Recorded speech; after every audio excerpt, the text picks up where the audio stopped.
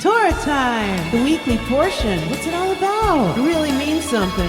What can it teach me? Turn it. Everything's in it. Hi. Welcome to Torah time. I'm Rabbi Stephanie Shore. This week's Torah portion starts a brand new book of the Torah called Shemot, or Exodus. And the portion begins by reminding us that Joseph had died and all of his brothers had died. And there came to be a new Pharaoh in Egypt that didn't know Joseph, and he didn't know the relationship that had been developed between Joseph and Joseph's family and the Hebrew people. Well, this Pharaoh started to get very worried because he saw that the Hebrews were getting very numerous. And he was worried that if they got too big in number, they would ultimately take over Egypt. So he began to make things very, very hard on the children of Israel. He put them to work and it was backbreaking and it was horrible. And then he ordered the Hebrew midwives, when they delivered a baby boy, a Hebrew baby boy, he should be put to death. Well, the two Hebrew midwives, Shifra and Puah, they really were strong believers in God. And they couldn't do what Pharaoh said. And when Pharaoh questioned them, why haven't you done what I said? They told him, well, the Hebrew women are very good midwives, and before we even get there, the babies are born. So the Hebrews, the children of Israel, they began to get bigger and bigger and multiply and multiply. Well, one time, a baby boy was born, and his mother tried to hide him for about 3 months, but when she couldn't hide him anymore, she put him in a basket, and his sister brought him to the River Nile. And she let the basket float down the River Nile, and she watched. And Pharaoh's daughter, when she went down to the river to bathe, she saw the basket, and she opened it up, and she saw a little baby in there who was crying and weeping. And she just loved the baby. And so ultimately, she named this baby Moses. And Moses grew up in the palace with Pharaoh. And ultimately, this little baby, she named Moses. And Moses grew up in the palace. And when he got older, he was walking around and he saw how the children of Israel had to work so hard. And he saw this Egyptian taskmaster hitting a Hebrew. Well, Moses got so angry that he went and he struck the taskmaster, and the taskmaster died.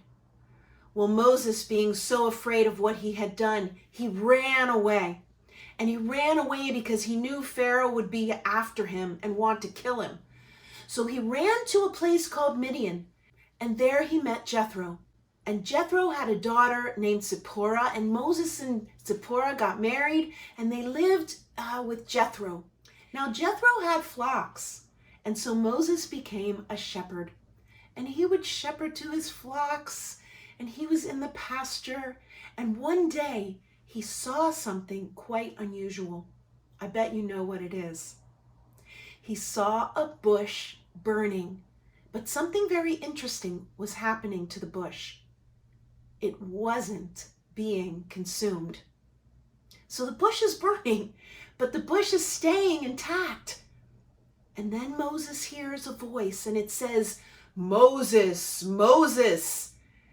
And the voice asks him to take his shoes off because he's on holy ground. And Moses comes closer. And what does Moses say? He says, Hineni, here I am. And the voice goes on to tell Moses that Moses is to go back to Egypt and to talk to the children of Israel and to tell them that God is going to deliver them from Egypt. Well, Moses says, no, not me. I don't want the job. Give it to somebody else. I can't even speak right. Moses had a little bit of a speech impediment, but God said, no, Moses, You will go with your brother Aaron, and Aaron can speak for you, and you will go with my blessing and with my power and with my miracles. That's such an amazing moment for Moses. I mean, God calls out to Moses saying, Moses, Moses, and Moses hears it. He says, Hineni, here I am. And then he says, no, God, I don't want the job. No, I'm not good enough for this job. You give it to somebody else. Do we ever do that? Do we ever think to ourselves, oh, I'm not good enough for this. I won't be able to do this, whether it's a test at school or a challenge with sports or something that comes up in your life that you say, oh, this is too hard. I can't do that. But we can.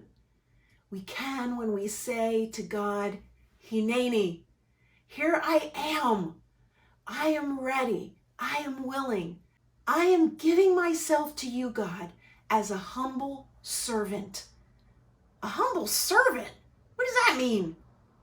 Well, it means we're serving God. We're serving the highest form, the supreme being, the sovereign of all the earth. That is a blessing. And as we continue on in our Torah portion, we're going to see how Moses becomes a great man. And all because he answered the call. We can all answer the call. Every morning we're given the opportunity to rise up and say, today I will live in service to God. Well, that's our Torah time for today. Thanks for stopping by. Shalom. Torah time, the weekly portion. What's it all about? It really means something. What can it teach me? Turn it. Everything's in it.